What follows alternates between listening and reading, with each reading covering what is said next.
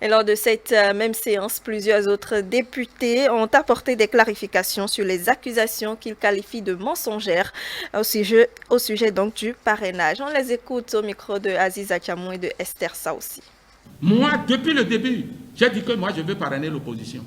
Mais ils mentent quand ils disent qu'ils sont venus chercher les parrainages qu'on a refusés. Ils ne sont pas venus. Jusqu'au dernier jour, nous avons des amis qui ont suppléé. On ne va pas citer des noms. Ce n'est pas les démocrates, le parti le plus grand dans l'opposition. Ils se trompent.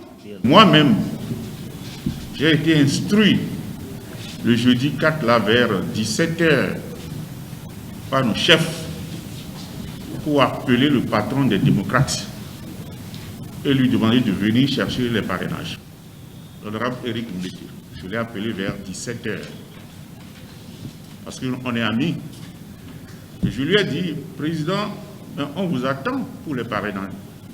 Il m'a répondu ceci, parrainage, mais nous n'avons pas besoin de parrainage. Et les élections auront lieu sans parrainage. Et j'ai rendu compte.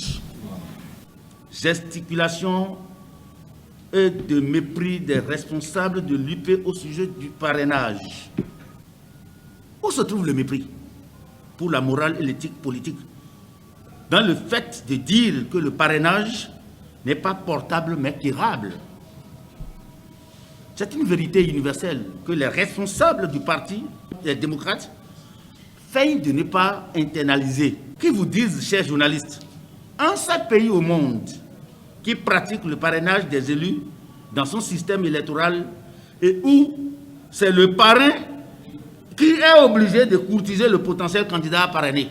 C'est un choix qu'ils ont fait, qu'ils aient le courage de l'assumer au lieu de se dédire à longueur de journée.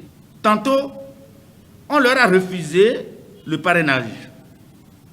Tantôt, même si on le leur donnait, ils ne le prendraient pas. Tantôt encore, ils ont instruit leur duo magique à aller déposer leur dossier sans parrainage pour prouver leur volonté de compétir.